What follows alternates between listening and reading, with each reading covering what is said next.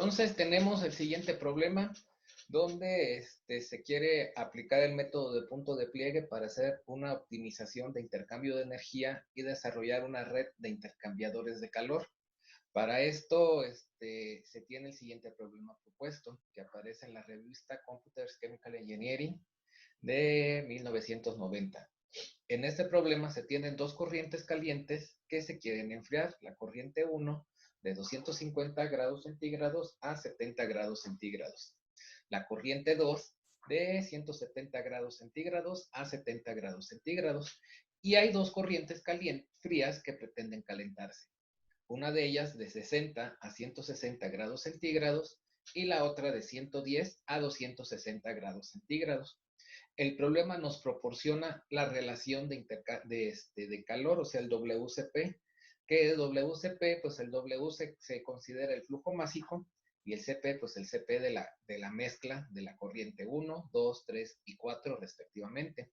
Asimismo, por consideraciones de diseño, se pretende utilizar una delta T mínima de 10 grados centígrados. Entonces, el primer paso para hacer la red de intercambiadores de calor y determinar el punto de pliegue es ajustar las temperaturas de las corrientes calientes, restando a cada una de ellas el valor de la delta T mínima. O sea, a cada una de las temperaturas de las corrientes calientes le vamos a restar 10 grados centígrados, de tal forma que entonces las temperaturas con las cuales se van a estar trabajando, en el caso de la corriente 1 sería de 240 a 60 grados centígrados, la corriente 2 de 160 a 60 grados centígrados, y la corriente 3 y 4, como son corrientes frías, estas no se ven afectadas por la delta T mínima. Siguiente paso. Con referencia a las temperaturas ajustadas, se van a ordenar de menor a mayor sin tomar en cuenta los valores duplicados. O sea, si hay un valor duplicado, pues ya no se omite, ¿sí? Simple y sencillamente, pues se anotan aquellas temperaturas que no están repetidas o se anotan una sola vez. De tal forma que la temperatura más alta que nosotros tenemos en estas ya las temperaturas ajustadas es 260 grados centígrados, después 240 grados centígrados, 160 grados centígrados. Observen como 160 grados centígrados se repite dos veces, aquí y acá. Sin embargo, la anotamos una sola vez. La siguiente sería 110 grados centígrados y finalmente 60 grados centígrados. Observen cómo 60 grados centígrados, de nueva cuenta, está repetido tres veces y lo anotamos una sola vez. Entonces ya tenemos las temperaturas ajustadas, ya tenemos ordenadas las temperaturas de menor a mayor o de mayor a menor, como ustedes lo consideren, ¿sí? A partir de estas temperaturas que se han modificado, se definen intervalos de temperaturas y para cada una de ellas se va a efectuar un balance de entalpía. Aquí, en este caso, pues bueno, yo recomiendo que se genere un diagrama donde se indiquen los intervalos de temperatura y asimismo se indiquen las corrientes, ¿verdad? Para ver en en ese dicho intervalo de temperatura, qué corrientes van a participar. Este diagrama pues nos quedaría expresado expresado de la siguiente forma. Tenemos las temperaturas 260, 240, 160, 110 y 60, ¿verdad? Son las temperaturas que ordenamos de las temperaturas ajustadas. El balance de entalpía pues se realiza de la siguiente manera, o sea, vamos a calcular una delta H, ¿sí? Donde esta delta H la vamos a calcular de la siguiente forma. Vamos a sumar el WCP de las corrientes calientes y a eso le vamos a restar la sumatoria del WCP de las corrientes frías multiplicado por la diferencia de temperatura en dicho intervalo de temperatura. Observamos, por ejemplo, entre 260 y 240 grados centígrados, únicamente está entrando la corriente 4, ¿sí? Entonces aquí, pues para poder calcular esta delta H que le denominaríamos delta H1, sería, no tenemos WCP de las corrientes calientes y tenemos únicamente el WCP de las corrientes frías, ¿sí? Entonces, de la corriente 4. Entonces aquí sería menos el WCP de las corrientes 4 por 260 menos 240. En el siguiente intervalo de temperatura, de 240 a 160 grados centígrados, observamos que está incluida la corriente 1, que se está enfriando, y la corriente 4. Entonces, la delta H2 pues sería el WCP de la corriente 1 menos el WCP de la corriente 4 por 260 menos 160. En el siguiente intervalo de temperatura, 160 a 110 grados centígrados, pues observamos que ¿cómo se llama? Que todas las corrientes están participando. Las dos corrientes frías que, que se están calentando y las dos corrientes calientes que se están enfriando, ¿sí? Entonces, el W, aquí, esta delta H3, pues sería igual al WCP de la corriente 1 más el WCP de la corriente 2 menos el WCP de la corriente 3 menos el WCP de la corriente 4 multiplicado por el intervalo de temperatura de 160 menos 110 grados centígrados. Finalmente, en el último, en el último intervalo de temperatura de 110 a 60 grados centígrados, pues tenemos que las corrientes que participan ahí son las dos corrientes calientes que se están enfriando, la corriente 1 y la 2, y únicamente la corriente 3 de las corrientes frías, ¿sí? Entonces, en este caso, la delta H4 pues sería el WCP de la corriente 1 más el WCP de la corriente 2 menos el WCP de las corrientes 3 por 110 menos 60 grados centígrados. Y así es como nosotros hacemos los balances de entalpía. De tal forma que nos quedaría expresado de la siguiente manera, ¿sí? Aquí ya tenemos los valores.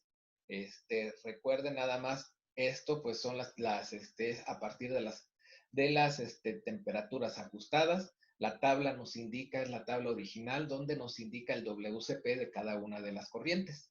Entonces, pues vamos a tener que el delta H1 sería de menos 80 kilocalorías por hora, delta H2 menos 40 kilocalorías por hora, delta H3 25 kilocalorías por hora y delta H4 225 kilocalorías por hora. ¿Sí? Ahora, siguiente paso. Consideramos inicialmente que no hay una fuente de calor externa, o sea que no vamos a suministrar calor.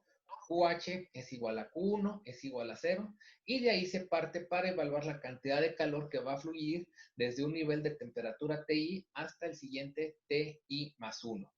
De tal forma que, pues bueno, vamos a ir sumando QI más 1 sería igual a QI más delta HI, o sea, por ejemplo, el calor 2 sería igual al calor 1 más la delta H1. Hacemos nuestras cascadas de temperatura, de tal forma que nos queda expresado de esta manera. Tenemos los intervalos de temperatura, 260, 240, 160, 110 y 60 grados centígrados, que si ustedes recuerdan, estas son las temperaturas ajustadas, ¿verdad? Tenemos los balances de entalpía que hicimos, delta H1, delta H2, delta H3, delta H4. Entonces vamos calculando los diferentes calores que van fluyendo en esta cascada.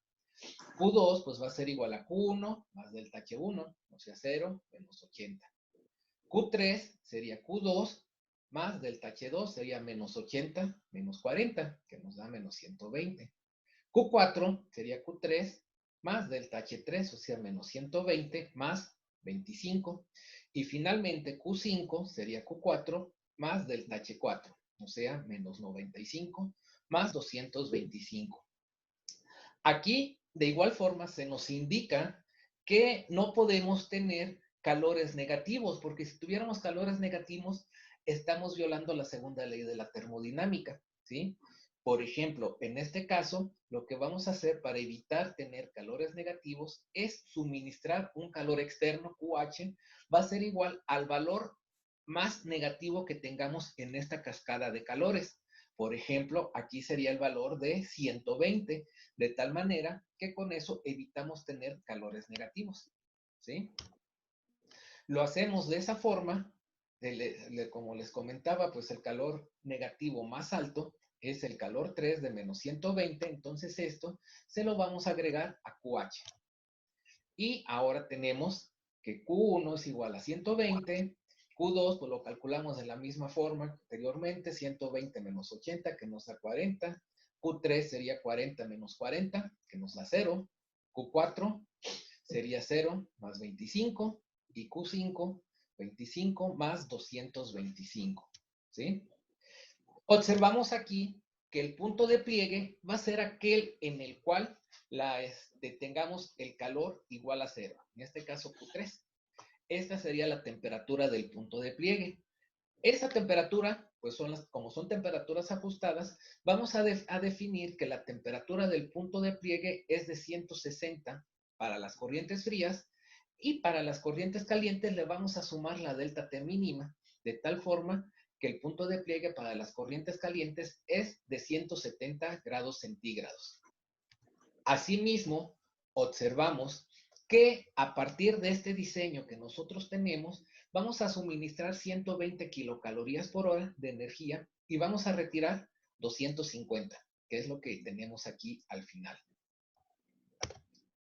Para diseñar ahora la red de intercambio de calor, pues se tiene que elaborar un esquema en el cual se van a indicar las corrientes que están por arriba del punto de pliegue y las corrientes que están por abajo del punto de pliegue. Lo vamos a hacer de esta manera. Las corrientes calientes, recuerden, su punto de pliegue es 170 grados centígrados. Las corrientes frías, su punto de pliegue es 160 grados centígrados, ¿sí? Al hacer el ajuste, el acomodo de las corrientes, aquí ya ahora vamos a trabajar con, ¿cómo se llama? Con las temperaturas originales, ya no son con las temperaturas ajustadas, de tal forma que la corriente 1, por ejemplo, va desde 250 hasta 70 grados centígrados, la corriente 2 va de 170 a 70 grados centígrados, la corriente 3 se calienta de 60 a 160 grados centígrados y la corriente 4 se calienta de 110 a 260 grados centígrados. Haciendo el acomodo, nosotros observamos que por arriba del punto de pliegue, pues tenemos nada más una corriente caliente que se enfría y una corriente fría que se calienta. Entonces, el diseño de la red de intercambio de calor por arriba del punto de pliegue, pues va a ser muy simple, porque únicamente vamos a intercambiar calor entre la corriente 1 y la corriente 4. Como la corriente 4 no se va a calentar para llegar hasta 260 grados centígrados, vamos a suministrar calor, que si ustedes recuerdan, calculamos que el calor que se va a suministrar a partir de valga la redundancia, un calentador, pues van a ser de 120 kilocalorías por hora. La red se va a hacer un tanto más compleja por abajo del punto de pliegue. ¿Por qué? Porque nosotros vamos a tener que combinar la corriente 1, la 2, con la 3 y con la 4, para que de alguna forma la corriente 3 y la 4 logren alcanzar los 160 grados centígrados y la corriente 1 y la 2 no necesariamente se tienen que enfriar hasta los 70 grados centígrados. ¿Por qué? Porque aquí podemos utilizar enfriadores. De hecho, vamos a tener que retirar calor, ya sea de la corriente 1, de las 2 o de la suma de las dos, un total de 250 kilocalorías por hora, ¿sí? Entonces, vamos a hacer eso, ¿sí? Arriba del punto de pliegue, la corriente 1 se enfría y la corriente 4 se calienta, resumiendo, y debajo del punto de pliegue, la corriente 1 y las 2 se van a enfriar y la 3 y la 4 se van a calentar. Para poder hacer nuestro diseño, se tiene que cumplir lo siguiente. Esto, pues, de acuerdo a la segunda ley de la termodinámica. Por arriba del punto de pliegue, el WCP de la corriente fría debe ser mayor al WCP de la corriente caliente. Si no tuviéramos ese caso, pues lo que tendríamos que hacer sería dividir, por ejemplo, dividir el WCP de la corriente caliente. O sea, en la corriente 1, por ejemplo, la tendríamos que dividir en dos partes, por decir algo. En este caso, pues nosotros observamos que el WCP de la corriente 1 es de 3.5 y el WCP de la corriente 4 es de 4. Entonces se cumple que el WCP de la corriente fría es mayor al WCP de la corriente caliente. Entonces, con esto, pues no tenemos que hacer ninguna división, ningún ajuste. Vamos a calcular aquí, al momento de que combinamos la corriente 1 con la corriente 4, la corriente 1 se va a enfriar hasta 170 grados centígrados. Sin embargo, la corriente 4 no va a llegar hasta 260 grados centígrados. Hacemos un balance de energía, determinamos la temperatura donde lo establecemos de la siguiente forma. El calor que va a ceder la corriente 1, pues va a ser igual al WCP de la corriente 1 por la temperatura 1, que sería 250, menos la temperatura del punto de pliegue de la corriente caliente, que son 170 grados centígrados. Esto va a ser igual al WCP de la corriente 4 por la temperatura a la cual va a salir la corriente 4, ¿sí? Menos la temperatura del punto de pliegue de las corrientes frías, que son 160 grados centígrados. De aquí, como lo que no sabemos es la temperatura de temperatura de salida de la corriente 4, pues lo que vamos a hacer es despejarlo, ¿verdad? Lo despejamos y lo calculamos y observamos que la temperatura de salida de la corriente 4 va a ser igual a 230 grados centígrados. Entonces, nos hace falta calentar de 230 a 260 grados centígrados y esto lo vamos a hacer con un calentador, ¿sí? Y de tal forma que vamos a calentar la corriente 4, va a ser el WCP de la corriente 4 será igual a la temperatura final de la corriente 4 menos la temperatura de salida a la cual había salido a hacer el intercambio de calor, ¿sí? Y esto nos da 120 kilocalorías por hora, ¿sí? El calor de los calentadores totales, pues es igual a la sumatoria de todos los calentadores que estamos empleando por arriba del punto de pliegue, que en este caso pues nada más es una. Entonces, el calor que nosotros vamos a suministrar al sistema es de 120 kilocalorías por hora, ¿sí? Que se cumple, que es lo que calculamos acá cuando nosotros hicimos la cascada de temperaturas para determinar la cascada de calores que se intercambian, ¿sí? Tenemos que íbamos a suministrar 120 kilocalorías por hora, entonces el cálculo, el diseño que nosotros hicimos, pues está bien, ¿sí? Esto pues era pues sencillo, ¿por qué? Porque nada más teníamos una sola corriente de intercambio de calor. Por abajo del punto de pliegue, pues nosotros debemos de tener ahí, pues el feeling, por decir de alguna forma, de cómo, definir qué corrientes van a intercambiar calor con cuáles. ¿Por qué? Porque aquí en este caso están involucradas las 4 corrientes. Un criterio que se debe de cumplir es que el WCP de las corrientes calientes debe ser mayor al WCP de las corrientes frías. Esto debajo del punto de pliegue, ¿sí? Entonces, pues partiendo de eso, pues nosotros observamos, por ejemplo, que el WCP de la corriente 1 es menor al WCP de la corriente 3 y de la corriente 4. Entonces, partiendo de eso, pues no podríamos combinar esta corriente 1 con ninguna de la 3 o de la 4. ¿Por qué? Porque no se cumple este criterio. Por otra parte, el WCP de la corriente 2, 6, es mayor al WCP de la corriente 3 y de la 4. O sea, la corriente 2 podría intercambiar sin ningún problema calor con la corriente 3 y la corriente 4. Entonces, para que nosotros cumplamos con esto, pues tenemos que diseñar alguna estrategia. Una de ellas, pues podría ser dividir algunas de las corrientes, de tal forma que se pueda hacer el intercambio de calor correspondiente, ¿sí? Entonces, ¿qué es lo que vamos a hacer? Vamos a dividir la corriente 2 y la corriente 3. La corriente 2 la vamos a dividir de tal forma que vamos a tener una corriente 2A, que es, su WCP sea igual a 4.5 y 2B, que sea igual a 1.5. Si nosotros sumamos 4.5 más 1.5 nos da 6, que es el WCP de la corriente 2. Vamos a dividir la corriente 3 en dos partes. Una de ellas va a tener un WCP de 3.5 y la otra va a tener un WCP de 1.5, que si sumamos esto nos va a dar 5. ¿Qué vamos a lograr con esto? Vamos a hacer que la corriente 1 ahora sí pueda intercambiar calor. ¿Con quién va a intercambiar calor? Pues va a intercambiar calor con la corriente 3. Porque el WCP de esta corriente caliente es igual al WCP de esta corriente fría.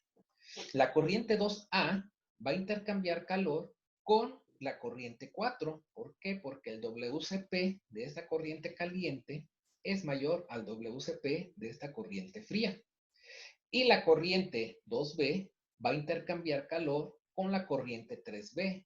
¿Por qué? Porque el WCP de la corriente caliente es igual al WCP de la corriente fría. De esta forma, estamos cumpliendo con este criterio que estamos observando en este lugar. Hacemos los balances correspondientes, ¿sí? Y vamos a observar que cuando se combina la corriente 1 con la corriente 3A, la temperatura de salida de la corriente 1 es 70 grados centígrados y la temperatura de salida de la corriente 3A es de 160 grados centígrados.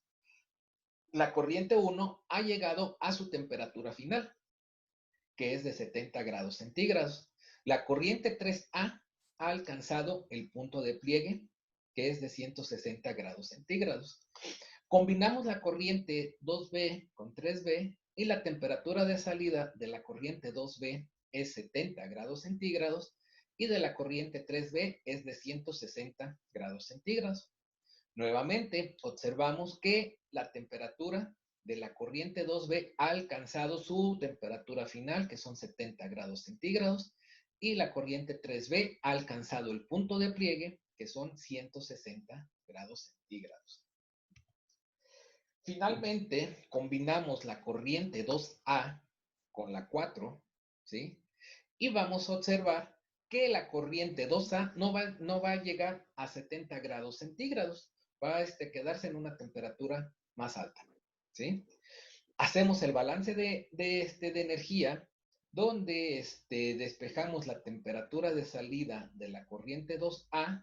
Tenemos aquí que para la corriente 2A, el WCP de la corriente 2A por la temperatura del punto de pliegue de la temperatura caliente menos la temperatura de salida, ¿sí?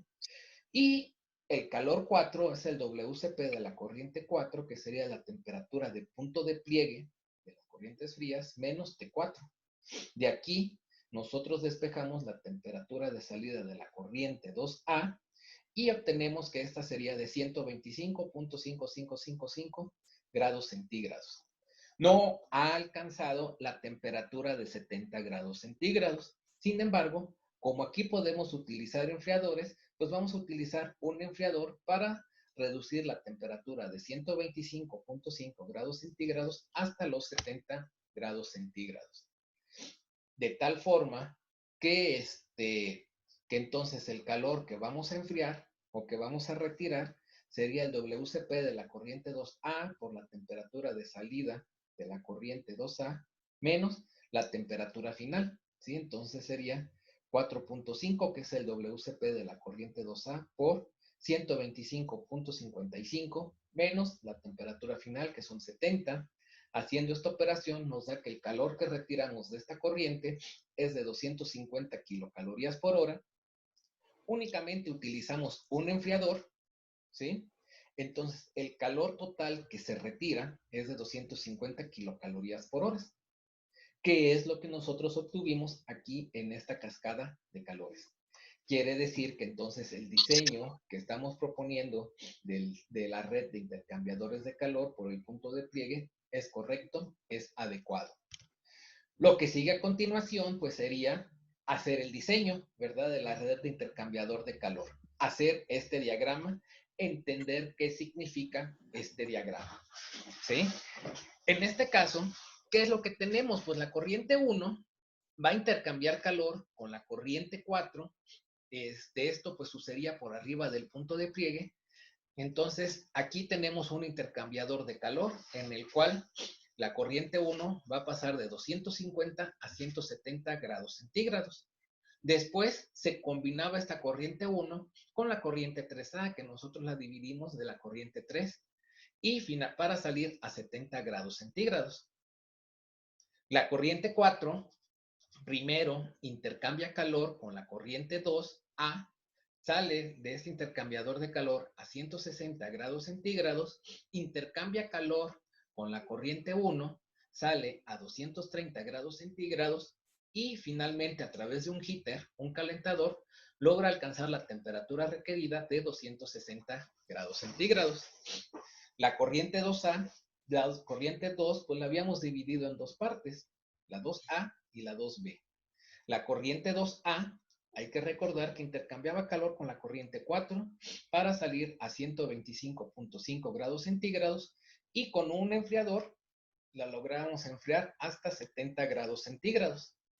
La corriente 2B, que la habíamos dividido, intercambiaba calor con la corriente 3B y ya salía a los 70 grados centígrados. La corriente 3 la dividíamos en dos partes, 3A, 3B. La corriente 3A intercambiaba calor con la corriente 1, entraba a 60 grados centígrados, salía a 160, que era la temperatura final. La corriente 3B intercambiaba calor con la temperatura 2B, perdón, con la corriente 2B, sale a 160 grados centígrados, que es su temperatura final. Y así es como nos queda la red de intercambio de calor.